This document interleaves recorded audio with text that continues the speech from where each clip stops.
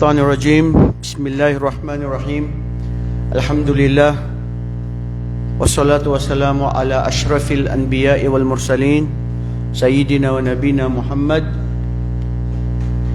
Arsalallahu Allahu bil haqqi bashira wa nadhira wa bayna yadayi as-sa'a may yuti'illaha wa rasula faqad rashad may ya'sillaha wa rasula fala yalumu illa nafsah ولا يضر الله شيئا أما بعد أيها المسلمون أيها الأحبة في الله هيا بنا نجتمع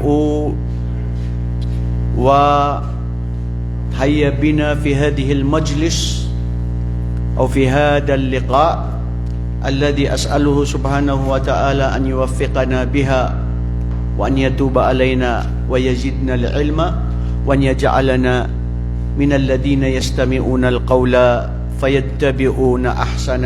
أما بعد, mga ginigiliw naming kapatid sa relihiyon ng Allah subhanahu wa ta'ala na pinili niya na siyang tunay na pamumuhay, ang Islam. Kung wala ang Islam sa buhay ng isang tao o sa isang Muslim, kapatid, alamin mo na wala ka sa tamang pagkakalagyan dito sa mundong ito. You know, sometimes I'm asking myself,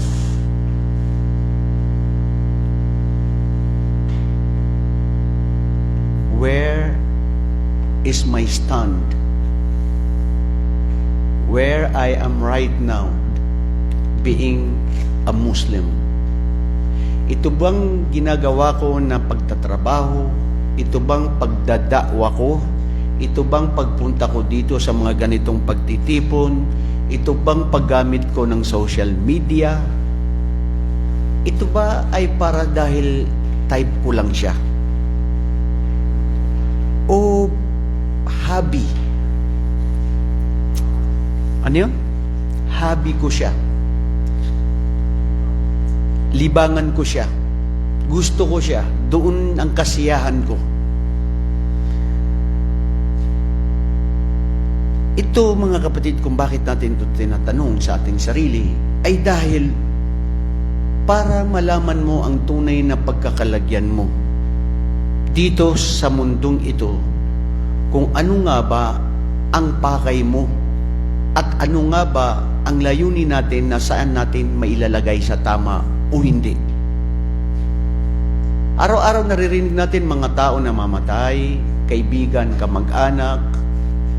Ano kaya kung tayo rin ang sumunod sa oras na yun? O di kaya ngayon na? Nasaan tayo sa ating paninindigan, sa ating buhay dito sa mundo?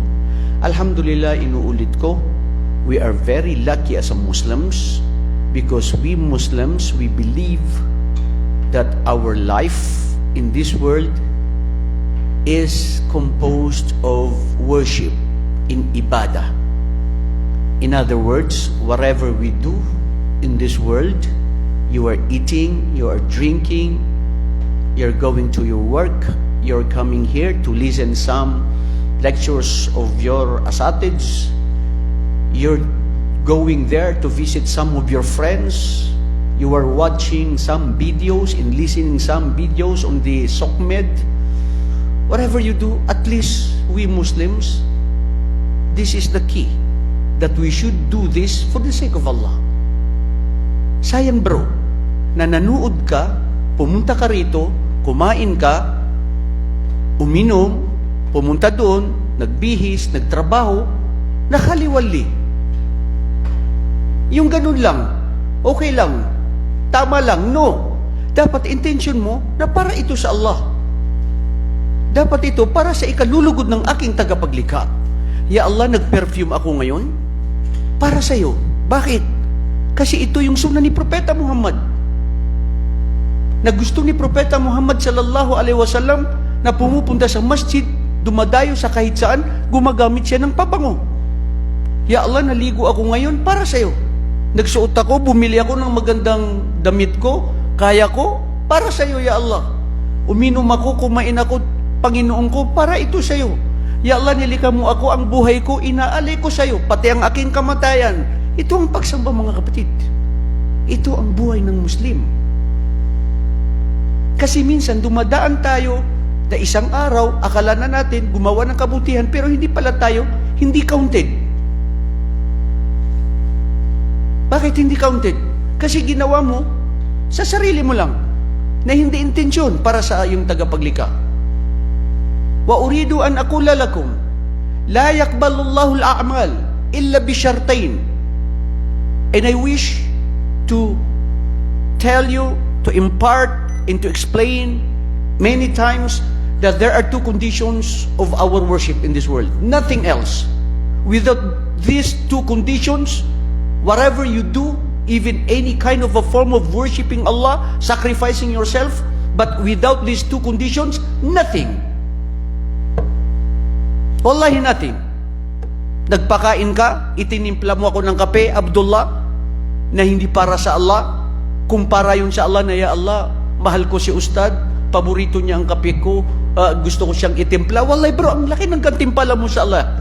Yun yung sinasabi ko sa sarili ko, at sa ating lahat, at sa lahat ng mga nanonood, na ang buhay natin dito sa mundo, anuman ang ginagawa natin, bawat aspeto, oras, minuto, pagluluto, paglilingkod sa pamilya, sa asawa, pagtatrabaho, lahat yan, igawin yan, ialay mo yan, na ya Allah, ginagawa ko to para sa iyo, aking tagapaglikha. At yun ang ibada. Nailagay mo ang tama sa tama niyang pagkakalagyan. Binigyan mo ng hustisya ang pagkalikha sa iyo ng Allah dito, na gumawa ng kabutihan, sambahin siya, ituro ang kabutihan at ipagbawal ang mali. Pangalawa, hindi tatanggapin ng Allah ang iyong ikhlas, ang pagkadalisay na sinasabi mo na inaalay mo sa Allah, pero kung ito naman ay hindi alinsunod sa turo ni Propeta Muhammad. At ito ang paulit-ulit nating sinasabi sa mga nanonood, sa mga kamusliman, o kahit sino mang nag-aangkin ng tunay na kaligtasan na tanggapin ng Allah ang kanyang gawain. Maski gaano ka ka-ikhlas na totoo ang ginagawa mo, pero kung ito ay hindi alinsunod sa yapak, turo na pinag-iwanan sa atin ni Propeta Muhammad sallallahu alaihi wasallam, sabi ng mga Arabo, ma fi faida. Naum inta roh naum ahsan. Ma fi faida anta fi syughul. Kasi ang ginawa mo hindi alinsunod sa propeta. Alalahanin ninyo na ang al-amalus saleh, ang gawain na kalugod-lugod sa Allah, na gawaing mabuti sa Islam ay dalawa. Dalawa lang ang kondisyon at naaayon lang dito sa dalawa. Ikhlas lillahi subhanahu wa ta'ala, na para sa kanya. Pangalawa, ayon sa gawain ni Propeta Muhammad. Bas, khalas. Hindi ginawa ni Propeta Muhammad, huwag kang magpakita ng gilas. Kung nakagawa ka na sumobra sa relihiyon o nagkulang ka sa relihiyon, magtawba ka sa Allah. Magbalik loob ka sa Allah. Minsan nag-iisa ka lang, bago ka matulog, nakatambay ka lang, lumalakad ka lang, o mag-ablusyon, o anong ginagawa mo, minsan papasok sa isip mo, ya Allah, may nagawa akong kasalanan kanina. Patawad. Ya Allah, maaray nakapagtasbi ako na hindi alinsunod sa turo ni Propeta, patawad. Yun ang mahal ng ating tagapaglikha, na tayo ay lagi nagbabalik loob sa Kanya. Lahat tayo makasalanan, mga kapatid. Pero ang pinakamabuti sa makasalanan, ang siyang nagbabalik loob sa Allah. Mahal yun ng Allah subhanahu wa ta'ala. At ito, kung bakit natin patuloy na tinatalakay ang mga kwento sa nangyari sa buhay ni Propeta Muhammad sallallahu alaihi wasallam. Natapos natin nung nakaraan ang tungkol sa ikalawa o ikatlo ng taon ng Hijrah. Ikatatlo, apat, naligtawan natin. Pero ito, sa ngayong mga araw na ito, ang tatalakayin natin ay tungkol sa mga kaganapan na nangyari, na aralin sa mga naganap sa kanyang buhay. Sa Madina ni Propeta Muhammad sallallahu alaihi wasallam, paunti-unti na lumiwanag ang isang lugar na nooy namamayagpag ng lungkot at kadiliman at kasawian na puno ng mga pighati at sakit. Ang alin? Ang Yatrib. Ang lugar ng Yatrib na ito'y Madina. Dumating si propeta, nagbigay ng liwanag sa mga tao na pamayanan. Nagkaroon ng Islamikong pamumuhay. Nagawa ang Masjid al-Quba na unang masjid sa Islam, nagawa ang Masjid Nabawi na dito nagpupulong ang mga kamusliman, dito nagkikita-kita ang bawat tribo, ang mga Ansar at ang mga Muhajirin, dito pinag-uusapan ang patungkol sa kanilang relihiyong Islam, patibayin at palakasin ang bigkis ng pagkakapatiran at paniniwala at sa mga Sharia na bumaba. Tungkol sa pag-aayuno, tungkol sa zaka, tungkol sa jihad. Nakuha natin ang tungkol sa jihad na hindi ito ipinag-utos ng Allah kay Propeta Muhammad noong nandoon sila sa Makkah dahil sila ay mahina.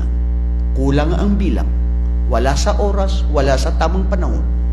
Ang Islam na ibabagay siya ayon sa tamang panahon, oras, na kagustuhan ng Allah subhanahu wa ta'ala sa kanyang pag-utos. Ang pagsamba natin, hindi ka pwede magsamba na wala sa pag-utos. Hindi ka pwede magsamba na wala sa oras. Gusto mo na ngayon magsamba ng asar? Suwaya, intadir. Mamaya, darating yung asar, 3:30 magdasal. Huwag ka ngayon mag-umna. Gusto mong mag-ayun ng buwan ng Ramadan, hindi pa dumating ang Ramadan. Mag-hajj, ganun din. So sa mga panahon na nangyari sa kapanahunan ni Propeta sallallahu alaihi wasallam, pati na rin ang pakikibaka at pakikipaglaban, nakuha natin ang labanan tungkol sa Al-Badr at sa Al-Uhud. Dalawang malaking labanan sa Islam. Labanan sa Badr na kung saan naganap ito sa ikalawa ng Ramadan, sa ikalawang taon ng Ramadan, dito ay nanalo, nagwagi ang mga kamusliman. Dahil sa kakaunti ang kanilang bilang, pero ang kanilang pananalig, tiwala, tibay ng pananampalataya ay sa Allah subhanahu wa ta'ala. Pinakitaan sila ng Allah subhanahu wa ta'ala ng pagkawagi, ng pagkatagumpay sa labanan. Pagkatapos ng isang taon ay gumanti ang mga Quraysh. Na sila ay gumanti na nagkaroon ng Ghazwat al-Uhud. Pangalawang digmaan sa Islam na marami din ang bilang ng mga kamusliman pero hindi oobra ang bilang ng mga kufar, ng mga Quraysh. Sa sandata, kamelyo, mga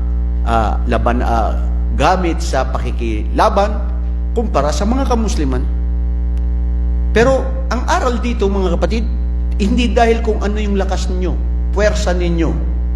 Ang pinag-uusapan dito o tunay na kaligtasan at pagwawagi ay ang tibay ng pananampalataya. Koneksyon at tiwala mo sa Allah subhanahu wa ta'ala. Doon kayo mananalo. At pagsunod sa Allah at sa kanyang sugo. Pero sa kasawiang palad ay nangyari ang hindi inaasahan na hindi sumunod sila kay propeta. Tama? Mga Muslim. Tama ba? Bakit? Ano nangyari sa Ghazwat Uhud? Nanalo sila o natalo? Panalo na sana, pero natalo sila sa physical na anyo na nakikita natin dahil marami ang namatay sa kanila. Napabalita ni si Propeta Muhammad ay napaslang na rin. Nasaktan ng todo si Propeta. Natanggal ang isa sa kanyang mga ngipin o ilan sa kanyang mga ngipin. Nagkaduko alos lahat ng kanyang katawan. Nawalan sila ng lakas. Ang nakita ng mga muarrikhin, natalo. Pero yung totoo ng aral doon, hindi sila natalo. Kasi ang pakay sa Islam ay tuloy at nagwagi na siya ngayon, hanggang ngayon. Ay kung natalo sila doon, namatay si Propeta Muhammad, namatay lahat ang sino dapat mamatay, nawala ang puwersa ng Islam, ngayon wala ng Islam.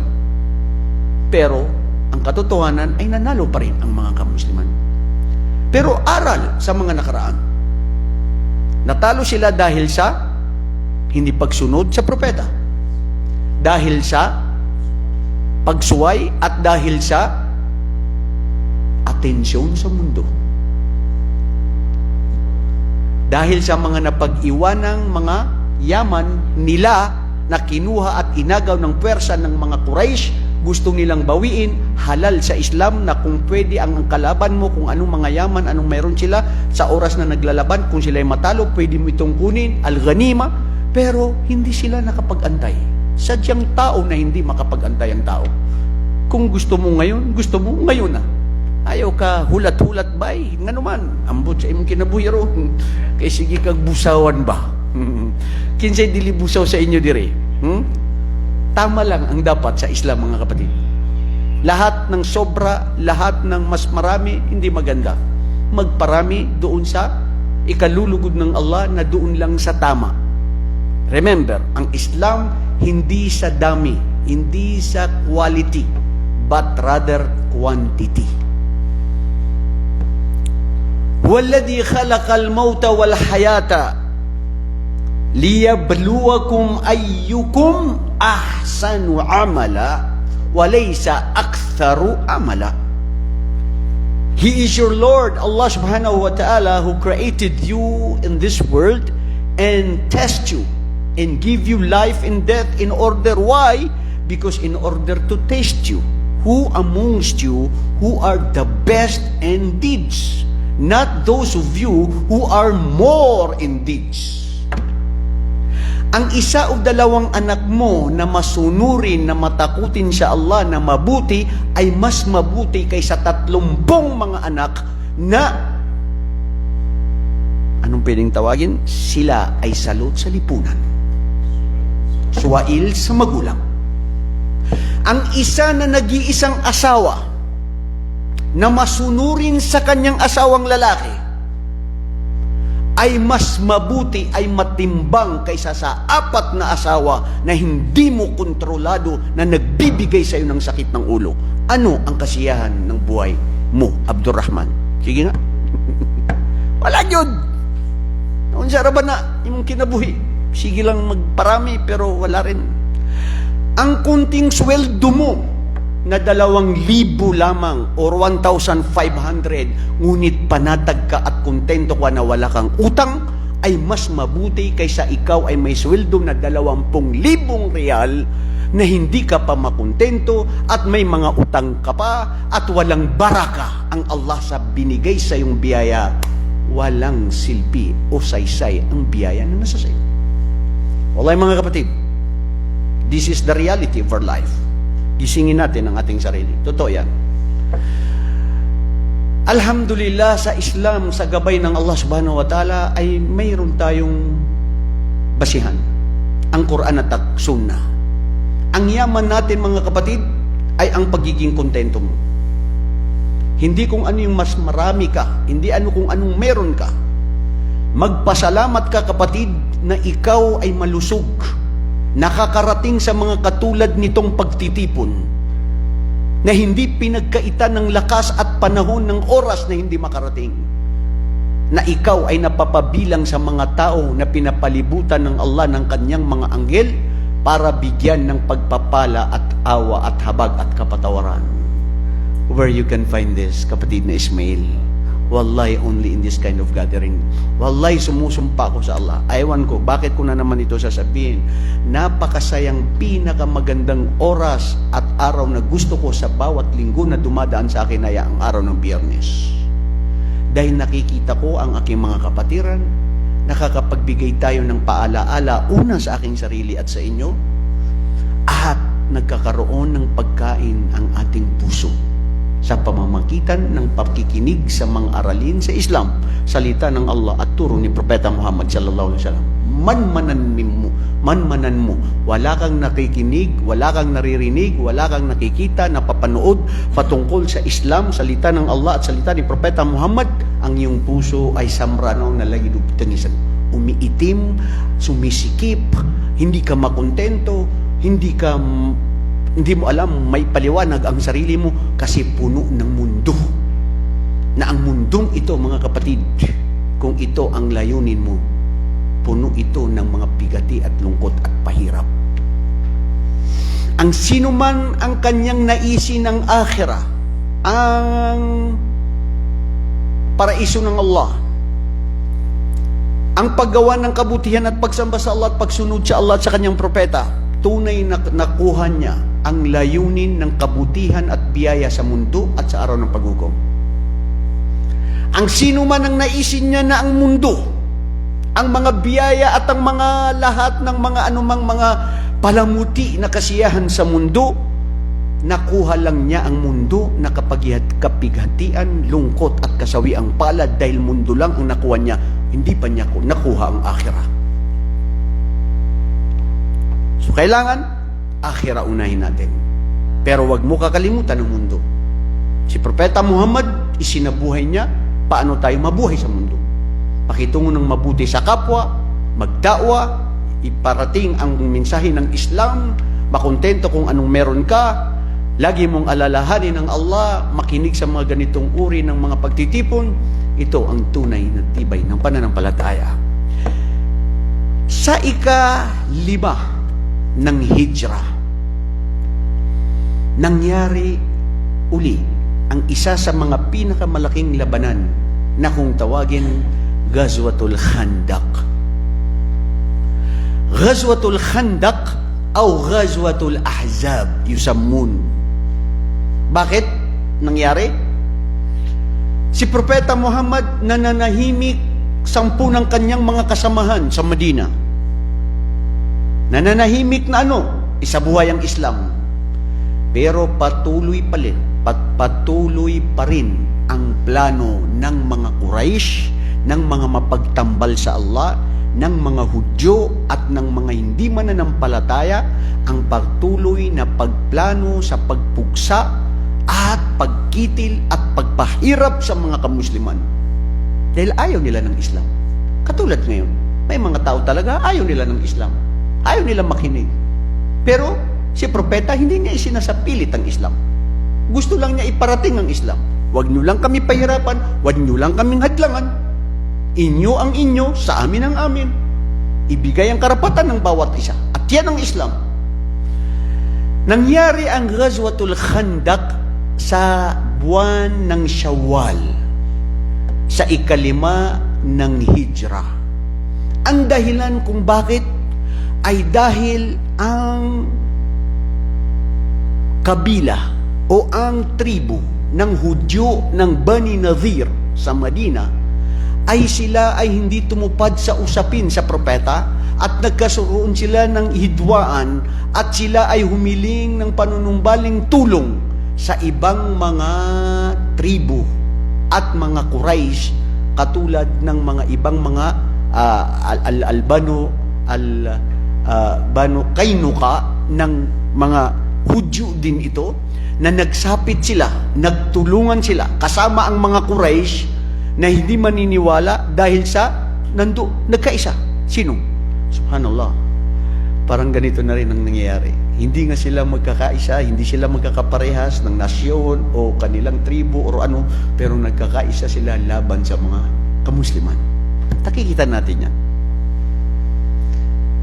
Si Propeta sallallahu alaihi wasallam, nung nangyari ito, nagtipon-tipon sila, ang mga kamusliman, na ang bilang lang nila ay 3,000. Pero ang Banu Nadhir, kasama ang Banu Kainuka, at ang ibang mga katribuhan ng mga Quraysh, nagtipon, nagsanib ang puwersa. Umabot ang bilang nila ng 10,000 para kitilin at patayin si Muhammad at 10 ng mga kamusliman sa Medina. Pero hindi yun ipinapagpahintulot ng ating tagapaglikha. Al-Harbu Khuda'a. Nagmuslim na rin si Salman al-Farisi. Nakilala siya na nakikipaglaban sa Roma, na warrior, mautak. Siya ang nagbigay kay Propeta Muhammad sallallahu alaihi wasallam ng magandang idea ng pangitain sa kanya na usugo ng Allah nung kami ay nakikipaglaban doon sa Persya, sa mga Roma, sa ganyan. Ang ginagawa namin ay naguhukay kami ng kalupaan para lalo kaming lumalakas ang aming puwersa. Hindi kami makita basta lungsubin ng mga kalaban. Subhanallah. Ginawa ni Propeta sallallahu alaihi wasallam ay sinunod ang payo ng isang balik Islam na si Salman al-Farisi. Propeta yon. Siguro kung ako ang leader sa amin bilang isang Maranao, na balik Islam ka lang, anong alam nito?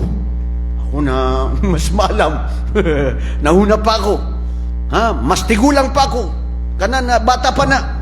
Baka wala si kay Balhan. Sa Maranao na bilangog na kisaya ng kiswas ako. Si Propeta, no. Sugo ng Allah, dumarating ang wahin na revelasyon, pero tignan niyo ang turo ng Islam. Sinunod ang payo ni Salman al-Farisi. Nung sinunod niya, nagkaroon na hinukay nila sa dakong silangan ng Madina. Humigit kumulang 20 kilometro bago kang mag-Madina at nangyari ito. Dito natalo ang 10,000 kalaban na gustong kitalin at patayin ng mga kamusliman. Na walang gaanong nangyari na labanan dahil natalo doon pa lang sa ginawang tactics nila.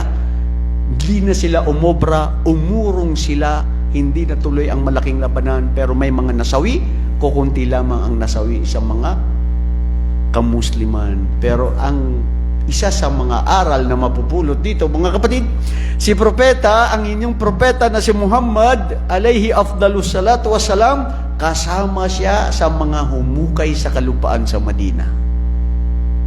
Nagutom sila, wala silang makain, humiling sa Allah subhanahu wa ta'ala, yung kukunting pagkain na kakainin ng 5 tao, nakain ng ilang hundreds of men na nakain nila. Propesiya ni Propeta Muhammad na habag at awa ng Allah na totoong propeta. Kunti ang pagkain, kunti ang inumin, pero dahil sa awa at habag ng Allah at paghiling ng propeta, nakakakain lahat ang mga kasamahan ni propeta na humukay doon sa kalupaan, doon sa Madina, at sabay-sabay silang si propeta ay hindi siya kumakanta, pero mayroon siyang share o mayroon siyang kasabihan na para naiinganyo ang kanyang mga kasamahan. Ya Allah, la khairal haya illa hayatil akhirah. Isipin mo yun, si Propeta Muhammad, humuhukay siya kasama ng kanyang mga sahaba.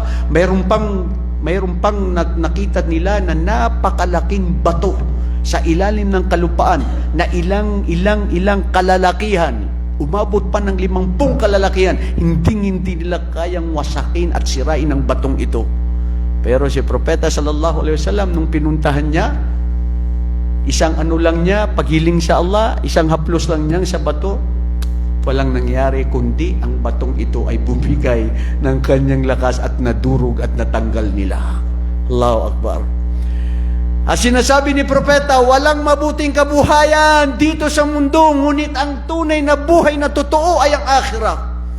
Ganun na inganyo ang mga kasamahan ni Propeta sallallahu alaihi wasallam.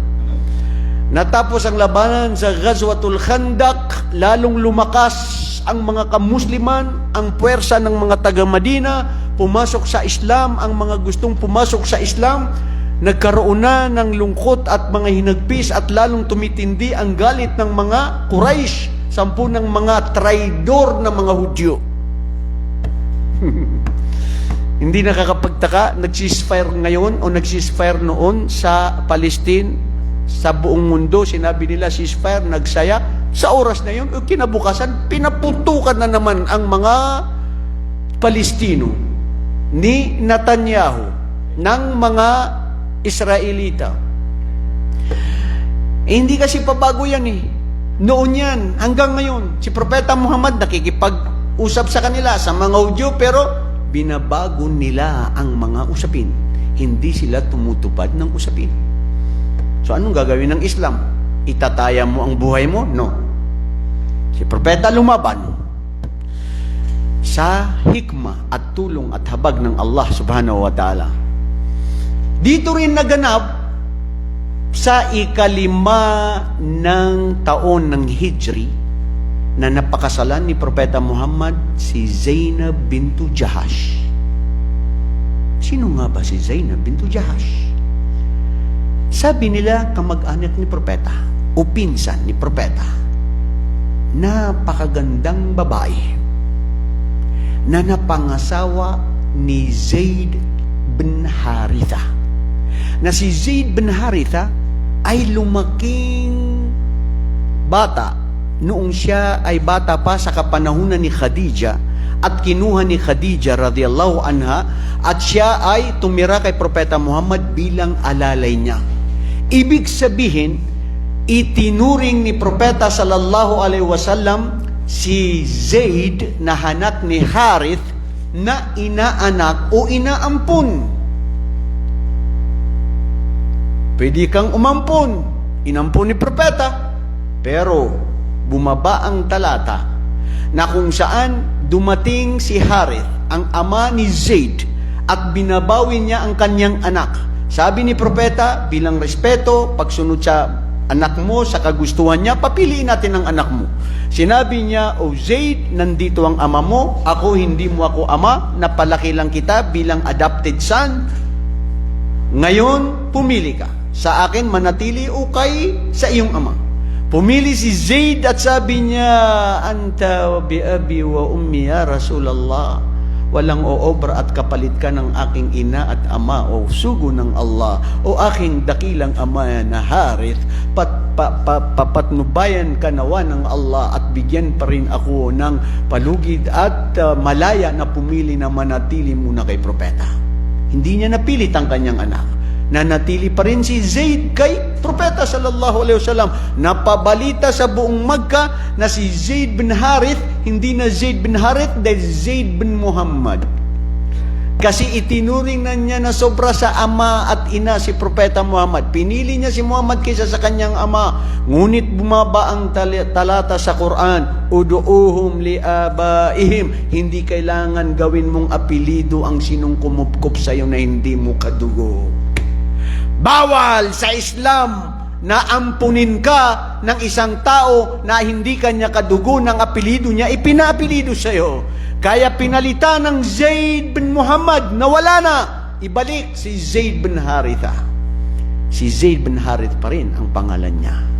Ngunit ampun ni Propeta Muhammad na pinakamamahal niya na itinuro niya sa kanyang katulad ng mga anak niya. Dahil namatay na si Ibrahim, namatay na si Qasim, si Abdullah, na anak ni Propeta Muhammad na mga bata pa lang, sanggol pa lang ng mga kalalakihan.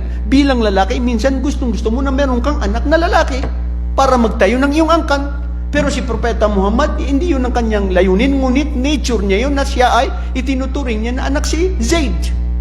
Nung nagbinata na si Zaid bin Harith, ay nagkataon ang pangyayari na ipinangasawa niya si Zainab kay Zaid.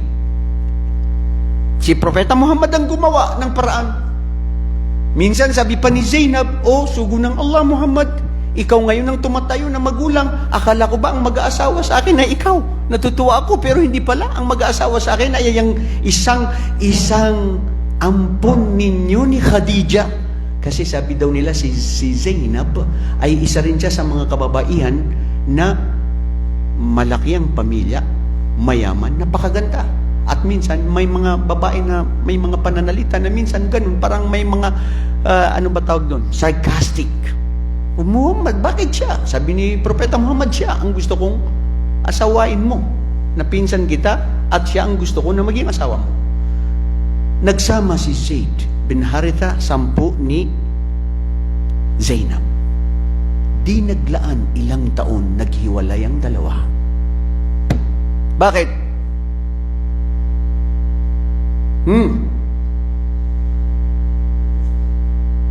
Idza qada Allahu amran, khalas, intal amr. Qadar ng Allah.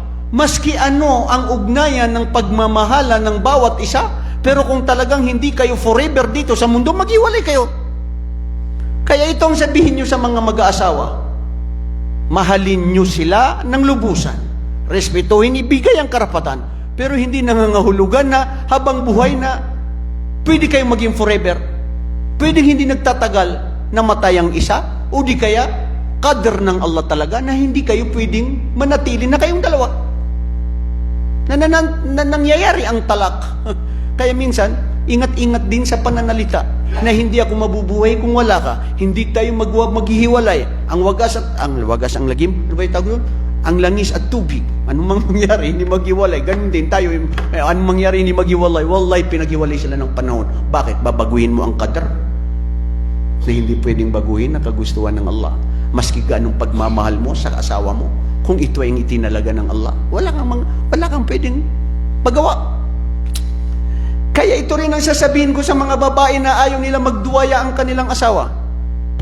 Wallahi sister, I'm telling you this, manalig ka lang sa Allah, magtiwala ka na lang sa Allah. Ya Allah, pakikitungan ko ng mabuti ang aking asawang lalaki. Ibibigay ang lahat ng karapatan niya.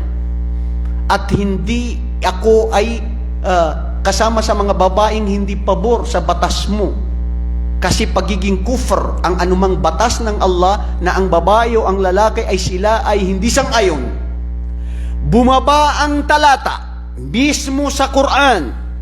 Sabi ng Allah subhanahu wa ta'ala, Ba'da a'udhu billahi minasyaitanir rajim, wa ma kana li mu'mini wa la mu'minatin idza qada Allahu amran ay yakuna lahumul khiyaratu min amrihim. Wa ma kana li mu'mini wa la mu'minatin idza qada Allahu wa rasuluhu amran ay yakuna lahumul khiyaratu min amrihim wa may ya'sillaha wa rasuluhu faqad dhalla dhalalan mubina. Ya Allah. Tignan nyo ang aral dito. Bumaba daw ito sa ika-5 taon ng Hijri noong si Propeta Muhammad ay nung nagkahiwalay na sila nagkahiwalay si Zainab bintu Jahash at saka ang asawa niya na si sino? Si Zaid bin Harith. Nung nagkahiwalay na sila, sabi ni Zaid, O Muhammad, o sugo ng Allah, o aking inaama, gusto kong hiwalayan si Zainab. Sabi ni Propeta Muhammad, la, wag mo yan hiwalayin. Ako ang gumawa ng paraan para maging asawa mo. Napakagandang babae, maraming gustong mag-asawa sa kanya. Tapos ito na lang, basta ka na lang, hiwalayin mo siya. Ayon sa mga nagsasabing tawarikh, hindi sila magkasundo. O yun ang qadr ng Allah na hindi sila maging forever na mag-asawa dito sa mundo. Pagpilit ni Propeta Muhammad, hindi ko gusto na hiwalayan mo siya. Wala kang magagawa, pati ikaw Muhammad, kung gusto ng Allah.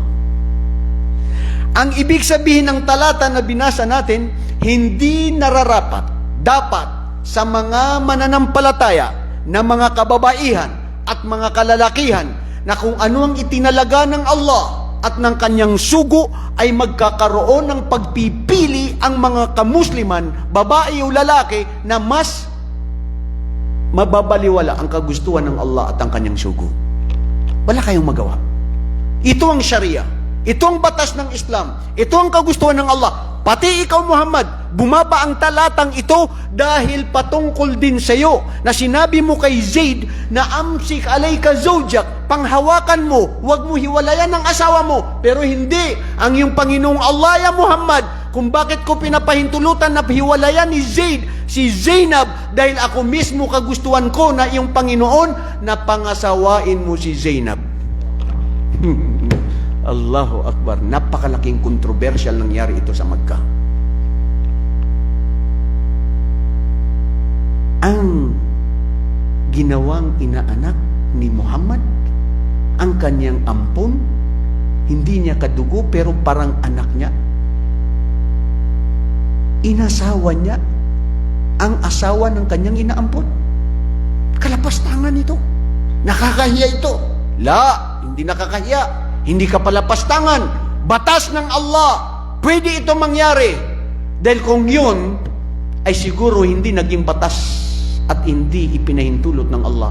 Baka sa ngayon, nangyayari ang mga karumal-dumal na ugnayan na ganyan. Na sikreto. Sikreto na ginagawa. Ilan ngayon na nabibiktima niya, kapatid sa kapatid niya, ampon niya, nangyayari. Pero sa Islam, practical ang Islam. katotohanan ng batas ng Allah subhanahu wa ta'ala, pwede yan mangyari. Kasi hindi gusto ng Allah sa araw na muling panahon na mangyayari yung mga ganun. So subhanallah, si Zainab bintu Jahash, isa rin sa kanyang pinagmamalaki. Minsan nagkakatipon-tipon silang mga kababaihan. Nandyan si Aisha, nandyan si Hafsa na anak ni Omar, si Aisha na anak ni Abu Bakar, nandyan si Safia, nandyan si Zainab, at yung mga ibang mga asawa niya, si Maymuna. Minsan sabi ni Zainab, ako pa rin, na kumbaga sa Tagalog ay mapagmalaki, na hindi naman nagyayabang daw. Yung proud lang siya. Dahil kayo pinakasalan ni Propeta Muhammad dito sa kalupaan. Pero ako, ikinasal na ng Allah kay Muhammad doon pa lang sa langit.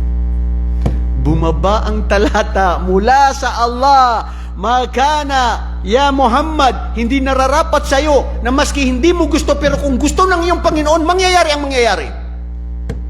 Maski hindi mo gusto ng pakasalan. Kasi ayaw din ni Muhammad. Ayaw din niya mapabalita na yun ang mangyayari. Dahil alam niya na ito ay aatakiin siya ng mga tao. Although na minsan may mga nabalita na si Muhammad ay minsan nabighani kay Zainab, ito ay hindi pinabuluan ng ibang mga pantas dahil ito ay paninira ng mga Israelita tungkol kay Muhammad. Pero ang katotohanan, si Muhammad, alam natin, pinaniniwalaan natin, nag-aasawa siya dahil sa kagustuhan ng Allah. Hindi sa kagustuhan ng kanyang sarili. Pinangangasalan niya ang mga babaeng mga balo, ang mga tigulang, ang walang mga asawa. Isa lang kaya ang kanyang asawa na virgin na bata pa na ito si Aisha. Ang karamihan, tanang tigulang. Awa, habag ang pinangasawa niya at hindi sexual desire ang kanyang pinangasawa sa mga kababaihan. Wallahi mga kapatid, napakaganda itong talata sa Quran ng patungkol dito kay Muhammad, na hindi nararapat na ikaw Muhammad o kayo na mananampalataya na anong gusto nyo, mananatili ang kagustuhan ng Allah subhanahu wa ta'ala. Pagkatapos nung napangasawa na niya si Zainab, dumating na ang mga talata patungkol dito, naging batas, naging normal na, dumating ang pang-anim na taon ng Hijri. Anong naganap sa pang-anim na taon ng Hijri? Dito naganap ang usapin na kung saan si Propeta Muhammad, noong siya ay naka-anim na taon sa Madina, kahit sino sa atin mga kapatid, kahit saan ka pang ipanganak, mahal mo ang lugar kung nasaan ka. Original na saan ka. Hindi mo yan ipagpapalit. Tama? Ako, kahit anong mangyari sa Marawi, hindi ko ipagpapalit ang Marawi sa kahit saan lugar. Although nangunguna ang Madina at magka sa aking puso. Pero bukod doon, Marawi, place is my own place. The best place ever I have. Hindi, lahat tayo, kahit saan lugar ka. So si Muhammad sallallahu alaihi wasallam, napanaginipan niya na sila ay nag-uumrah. Ano? Nag-uumrah. 6 na buwan, hindi sila makapag-umrah. 6 na taon, hindi sila makapag-umrah. Pero napanaginip niya na mayroon siyang mga kasamahan, nakasuot sila ng puti, at sinabi niya, kinaumagahan, sabi niya sa kanyang mga kasamahan, anong palagay niyo na ako ay nakita ko na tayo ay pumapasok ng Makkah para mag-umrah? Allahu Akbar. Kung kayo ang pinagsabihan niyo, anong gagawin niyo? Anong sasabihin niyo? Let's go! Let's go, man! Oh, let's go, oh Prophet of Allah! Si Samrano, nasaan na remati? Iman to din. Ha? Bakit papatagalin? Ngayon na! Sa mga Marano na ganyan, hindi magpag-antay. Sa din ni Propeta Muhammad, sige. Dahil ang mga panaginip ng mga propeta ay revelasyon, mag-uumra tayo. Nagtipo ng mga kalalakihan, may kasamang kunting bilang ng mga kabataan, babae at lalaki matanda, 1,400 ng bilang ng mga Muslim. Sila ay nagtangkang pumasok sa Makkah para mag-umra sa buwan ng Dhul-Qa'dah, sa ika-6 ng Hijrah. Isipin nyo yun, bro. Ilang araw sila mula Madina bago dumating sa Makkah. Walang sasakyan, walang aircon, tag-init o taglamig ang panahon na yon. Dhul-Qa'dah, Dhul-Qa'dah, malapit siya sa tag-init sa oras na yon. Tapos, nakasakay lang sila sa mga kamelyo, ilang araw sila sa daan, walang pagpalit-palit ng mga ihram nila kasi doon sila mismo sa Madina nagsimula. Pagdating nila sa Hudaybiyah, na lugar na tawaging humigit kumulang 30 kilometro o 50 kilometro pagdating bago sa Magka, pinigilan sila ng mga Quraysh. Oops! Naunsa mo? Asa mo mo at tubay? Pusilon na mo kamo diri. Saan kayo pupunta? Ha? Papasok kayo dito sa Magka? Sino kasama nyo? Si Muhammad? La, kalas. Nagtipo ng mga Quraysh sa Magka. Nagtalaga sila na ang pangalan niya si Suhail bin Amir, isang kilala, siga, astig ng mga taga-Magka, galing sa mayaman at malaking pamilya. O Suhail, pigilan si Muhammad. Huwag yan paparatingin dito dahil ubus lahat sila, mamamatay sila lahat. Dumating si Suhail, ya Muhammad, utos ako ng mga Quraysh. Ang sabi nila, kung ayaw nyo na mamatay kayong lahat, huwag kayo tumuloy. Sabi ni Propeta, Suhail, tignan mo, wala kaming sandatang dala. Bawat isa sa amin mahina. May mga bata, kababaihan. Pupunta lang kami dyan para lang mag-umrah. Nakita ko sa panaginip ko na mag-umrah kami. After mag-umrah kami, babalik din kami agad sa Madina. Anong problema? Wala akong magawa, Muhammad. Pinagutos. Anong gusto mo? Pusilon? So anong mangyayari? Nagkaroon ng Treaty of Hudaybiyah. Ito yung sinasabing al-Sulhu al-Hudaybiyah. Sulhul Hudaybiyah Treaty. Usapin sa pagitan ng mga Quraysh at ng mga Muslim sa pamumuno ni Muhammad at saka si Suhail. Nangyari? Ano? Sabi nila, bago yun mangyari, ipinadala ni Propeta Muhammad si Uthman ibn Affan. Si Uthman ibn Affan sa mga Khulafa ar-Rashidin, siya yung tanyag na kilala na ma-influensya sa mga Quraysh. Bakit? Kasi bago pa siya mag-Muslim, isa na siya sa pinakamayaman. Si Uthman ibn Affan. Mayaman na siya doon sa mga Quraysh at ang kanyang pamilya bilang. Nung ipinadala ni Propeta Muhammad, baka sakaling manegosate ang mangyari na sila ipapasukin doon sa Magka, anong ginawa ng mga Quraysh? Huli ka na ngayon, Uthman. Hindi ka na ipagtatanggol ng mga kamag-anak mo. Dahil bro, sa oras na yun, mas matimbang ang reliyon kaysa sa pagkakamag-anak. Maski anong reliyon, maski anong kamag-anak ka namin, pero kung hindi ka kasama namin ng aming pananampalataya, kaya ka namin paslangin. Hindi yan mabigat sa amin. Kasi pagtataksil yan sa aming mga pinuno, sa aming mga Diyos-Diyosan na si Lat at saka si Uzza na sinasamba ng mga Quraysh. So kalapastangan ang pagtaksil na pagtalikod sa reliyon. So maski anong kamahal ka namin, dapat manatili ka sa aming reliyon. So nangyari, pinabalik nila ang balita at sinabi kay Muhammad, 10 ng mga kamuslim, balik na kayo kasi yung pinadala niyo dito na si Uthman, pinaslang na rin nila, pinatay nila. Allahu Akbar. Nung napabalitang napaslang si Uthman, anong ginawa ni Propeta? Si Propeta sallallahu alaihi wasallam, dito mo makikita ang kanyang tapang. Inipon ang mga kalalakihan sa Sulhul Hudaybiyah. Sobra na itong ginawa. Ito ngayon ang ginawa nila, pinaslang nila. Bro, kahit sa ngayon, nananatili na pag ang lugar sa isang lugar may ipinadala na ambasador, kung ito ay patayin, napakalaking gulo yan. Hindi pwedeng mapatawad yan pagdating sa diplomasiya. So ginawa ni Propeta Muhammad, inipon niya ang mga taong ito, sabi niya, humanda kayo dahil ipagtatanggol natin ang buhay na nangyari kay Uthman ibn Affan.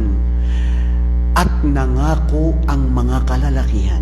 At dito nagkaroon ng bay'atu tahta sajar. Anong tahta sajar? Bay'atur Ridwan. Sa tarikh ni Propeta Muhammad nangyari ang panunumpa ng mga kinalugdan ng Allah. Na Nabanggit ito sa Quran. Anong sinabi ng Allah subhanahu wa ta'ala sa surah 25 ng suratul Ahzab, verse 25? Waradallahu alladhina kafaru. Ibig sabihin sa aya na sinabi ng Allah, waradallahu alladhina kafaru bighaydihim. Subhanallah. Sabi ng Allah subhanahu wa ta'ala, sinagot ng Allah ang anumang mga ginawa o anumang puwersa na gawin ng mga hindi naniniwala sa inyo.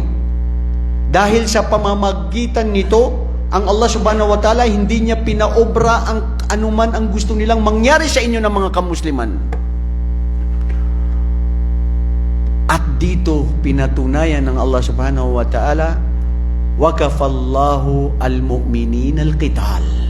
Sapat na sa mga Muslim na sila ay nangako kay Propeta Muhammad na oo, lalaban kami o sugo ng Allah at kami ay lalaban.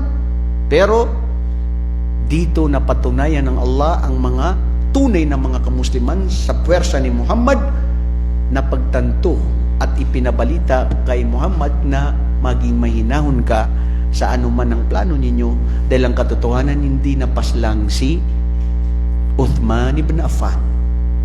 So ngayon kung dahil siya hindi na patunayan na napaslang, naging panatag si Propeta Muhammad at nangako ang mga taong ito na gusto nilang humanda na mamatay sila, pero sabi ni Propeta Muhammad, gawin na lang natin ang usapin.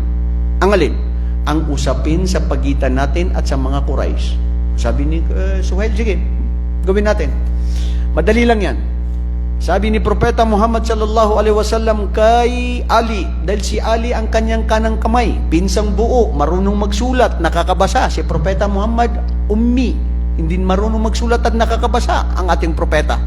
Sabi ni Propeta Muhammad sallallahu alaihi wasallam, ya Ali, isulat mo Bismillahirrahmanirrahim. Ang Muslim, lahat ng ginagawa niya, sulat, nagsisimula sa ngalan ng Allah, ang mahabagin ng maawain. Nakita ni Suhail bin Amir, oops, sandali, ayaw sulat-sulat di habay. Anong isulat mo yan? Bismillahirrahmanirrahim. Tanggalin mo yan. Dahil hindi man kami naniniwala sa Allah. Na hindi matanggap ni Ali. Tanggalin. Pinatanggal. Napilitan si Ali. Okay, sabi ni Muhammad, isulat mo sa pagitan ng usapin ni Muhammad na anak ni Abdullah na sugo ng Allah at saka si Suhail bin Amir na sugo mula sa mga Quraysh, na ito ang mga usapin na kasunduan. Nakita na naman ni Suhail, Muhammad Rasulullah, sugo ng Allah si Muhammad. Tanggalin yan na si Muhammad ay sugo ng Allah. Kasi kung sugo siya ng Allah na kami ay naniniwala, wag problema. Sige, sulod na mo diri. Pero dili, tanggalin yan. Hindi kami naniniwala na sugo yan ng Allah. Kaya tanggalin din yan. Ang ilagay nyo lang, Muhammad na anak ni Abdullah, usapin at saka kako. Tanggalin na sugo siya ng Allah. Wallahi, ang tapang ni Ali, hindi siya pumayag. Umiiyak. Sabi niya, sugo ng Allah, ikaw ang nagtanggal doon mismo sa Bismillahirrahmanirrahim, pumayag na ako. Pero ito, nasasabihin na isinulat ko na Muhammad na sugo ng Allah, tatanggalin ko. Wallahi, hindi ako papayag, sugo ng Allah. Sabi ni Propeta Muhammad sallallahu alaihi wasallam, niyakap niya ang kanyang pinsang buo na kanyang tagasulat, kanang kamay. O Ali, akin na ang kamay mo. Nasaan dito yung salita na Muhammad, sugo ng Allah? Ako na mismo ang tatanggal. Para lang makalusot tayo sa anumang usapin na gagawin natin sa kanila. Allahu Akbar. Nangingiyak-iyak si Ali at hindi niya matanggap. Pero si Muhammad kasi ang tumanggal, kaya pinatanggal niya. Nung ito ay natanggal, unang kasulatan na usapin sa pagitan natin. Kayo ngayon na nag-umrah na 1,400, babalik kayo ngayon sa Makkah at matutuloy kayo sa pag-umrah nyo pagkatapos ng 1 taon. Sabi ni Muhammad, sige, payag tayo. Babalik tayo, hindi na tayo magtutuloy. Subhanallah. Pangalawang usapin, ang mga 10 taon na ating kalakalan ay tuloy. Ibig sabihin, meron tayong peace treaty. Ano ba yun? Ceasefire. Walang away. Kalakalan. Tuloy-tuloy lang. So, ibig sabihin, pwede kami pumunta sa inyo, pwede rin kayo pumunta sa amin. Sabi ni Muhammad, sige, isulat. Pangatlo, isulat din dyan na dahil 10 taon na mayroon tayong tuloy na talakayan o kalakalan na walang away o walang gera, ang mga taga-Magka, pag sila ay napadpad sa Madina na disgrasya o bumisita o anuman ang nangyari na may napunta sa Madina, Muhammad, kayong mga Muslim, hindi nyo sila tatanggapin at pababalikin ninyo sa Magka. Pero ang kasama dyan, pag kayo na taga-Madina ng mga Muslim ay napadpad dito sa amin sa Magka, ang gagawin namin ay ikukulong namin at hindi namin pababalikin sa inyo. Kung papatay namin, wala yung problema. Sabi ni Muhammad, sige, isulat pati. Allahu Akbar. Siguro bro, ikaw ngayon, ano ang gagawin mo kung ganun? Gagawin mo ang katulad niyo, Omar, na gustong makipag-away. Gusto niyang mamatay, makipaglaban. Pinuntahan niya Omar si Abu Bakar. Abu Bakar, tahimik ka lang. Itong mga usapin na ito, lahat ito pabor sa mga Quraysh. Tayo na ang tinanggalan ng lahat ng karapatan nito. Pumayag si Propeta Muhammad. Ano bang masasabi mo? Sabi ni Abu Bakar Siddiq na pinaka-best friend ni Propeta Muhammad, yeah, Omar, anong magagawa natin kung yan ay gusto ng sugo ng Allah? Tumahimik tayo, sam'an wa ta'atan. Narinig natin, sumunod tayo. Hindi ako makapagpigil, sabi ni Omar. Kalapastangan ito. Mahal ko si Propeta at ang Islam at ang mga Muslim. Pumunta siya kay Propeta Muhammad, o sugo ng Allah. Hindi ba itong mga isinulat natin na kasunduan ay lamang sila? Na tayo lahas ay parang wala nang binigay ng karapatan? Sabi ni Propeta Muhammad, oo. Ano problema? May problema, sugo ng Allah. May tanong ko lang, sugo ba kayo ng Allah? Na pumayag lang sa mga ganitong usapin? Sabi ni Propeta Muhammad, wallahi ya Umar, anni Rasulullah, sugo ako ng Allah. Tumalikod si Propeta Muhammad, pumunta sa kanyang silid ng kung saan sila naka-stay ng tent. Tapos si Umar hindi nakapagpigil, nasaktan siya sa kanyang nasabi na hindi niya sinadya. Dahil si Umar, compulsive, mainitin ang ulo, totoong matapang siya. Handang ibuhis ang buhay niya. Kinabukasan, gusto niyang humiling ng tawad kay propeta. Kinakatok ang pintuan. Sugo ng Allah, Assalamualaikum. Hindi pinabuksan ni Propeta Muhammad. Pangalawa, sugo ng Allah, Assalamualaikum. Hanggat umabot ng 3. Sa Islam, 3 katukan na ikaw ay gustong pumasok sa pintuan o sa bahay. Pag hindi ka pinapasok at hindi ka sinagot ng 3 beses, umalis ka. Yan ang sa Islam. Umalis si Umar ibn al-Khattab. Wala akong ginawa kundi ako'y nagparaya, nagpakakain ako ng maraming mga tupa, pagsisisi, pagtatawba sa Allah subhanahu wa ta'ala sa pagsisisi ko sa nangyari na nasabi ko. Ngunit kaya pala hindi pinabuksan ni Propeta Muhammad si Umar kasi bumababa ang talata sa Quran na, ya Muhammad, dahil sa pagtimpi mo, dahil sa pagsunod mo, dahil sa anong ginawa ninyo na hirap at pagtitimpi ninyo, innalaka fatham mubina. Bubuksan namin sa iyo sa susunod na taon ang Magka, na ang Magka ay halos papasok sila sa Islam at susuko ang mga taga-Magka. Na walang mangyayaring dadanak na dugo dahil matatakot sila sa inyo ng mga Muslim. Dahil hindi kayo nakipaglaban ngayon, dahil nagtimpi kayo at nagsabar. Inna laka fatham mubina, katotohanan binuksan namin sa iyo ang Magka na mapayapa. Kinabukasan si Propeta sallallahu alaihi wasallam, nalulungkot, sabi niya sa kanyang mga sahaba, o aking mga kasamahan, nagtimpi at nagsabar at naghirap sa ating pag-umra na hindi tayo natutuloy. Lungkot at bigati ang ating naramdaman. Sige lang, inuutusan ko kayo na magkalbo kayong lahat. Walang narinig ang mga kasamahan ni Propeta, walang nagpakalbo. Bakit? Sumama ang loob nila. Tao din sila. Dapat Muhammad, pumayag ka eh. Dapat hindi ka pumayag sa mga ginawa nila. Dapat maski pumayag ka, tumuloy na tayo mag-umrah. Grabe, nakakaya itong nangyari sa atin. Lahat, pabor lahat sa kanila. Tapos hindi ka pa pumayag, walang sumunod. Si Propeta Muhammad sallallahu alaihi wasallam, kasama niya ang isa sa kanyang mga asawa na sino makaalala? Si Zainab. Zainab na naman kayo. Tapos na tayo kay Zainab sa pangalawa. Kasi si Propeta, pag kinakasama niya yung mga asawa niya, pumipili siya. Nagkakaroon. Ano ba tawag doon sa Tagalog? Nagbubunutan. Si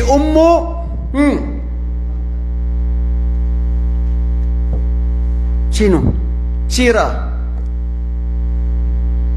Sira ng Propeta Muhammad sallallahu alaihi wasallam. Talambuhay ni Propeta sallallahu alaihi wasallam. Isa sa kanyang mga asawa na siya ay magaling magbigay ng advice. Hindi.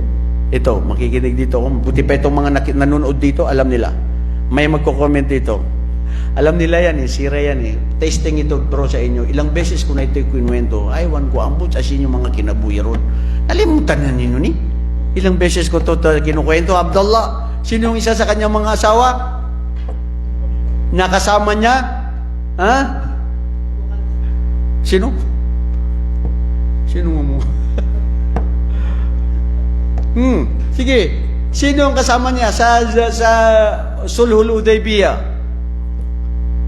Na itong asawa niya, minsan umiiyak. Namatay ang kanyang asawa. Sabi ni Propeta Muhammad, magtimpi ka.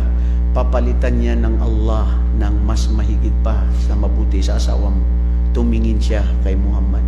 Sabi niya, walang makakahigit sa aking asawa. Sa kabutihan ng aking asawa. Walang makakapantay sa aking asawa. Si Abu Salama, napakamabuting asawa. Sino pang uobra sa kanya? O Muhammad, pinakamamahal ko yan. Pero yun pala, dahil na pangasawa ni Propeta Muhammad, si Salama. Dumating siya at sabi ni Salama, "Oh Muhammad, ano ba itong nakikita ko na parang nalulungkot ka at parang nagagalit ka at namumula ang pula?" Sabi niya, Salama, sino ba hindi magagalit? Sinabihan ko ang mga sahaba na magpagkalbo sila. Wala ni isa na naniwala sa akin. Sabi ni Salama, "Ya Muhammad, usugo ng Allah. Ya Rasulullah, huwag mo na sila sabihan. Saan yung magkakalbo sa'yo? Magpakalbo ka ngayon sa kanya. Tignan mo ang mayayari bukas." Sinunod ni Propeta Muhammad ang kanyang asawa na si Salama. Nagpakalbo si Propeta Muhammad. Nakita ng mga sahaba kinabukasan, nagpakalbo si Propeta Muhammad. Ano pang inaantay natin? Lahat sila nagpakalbo. Allahu Akbar. Nung lahat sila nagpakalbo, mga kapatid, anong aral? Ang da'wa dito, magsimula sa sarili mo. Hindi kinakailangan ng salita. Mismo gawa. At ito, nung sila ay pabalik, dito nangyari. Inshallah, itutuloy natin ang usapin patungkol dito sa susunod na linggo. Assalamualaikum warahmatullahi wabarakatuh. Takbir, mga kapatid.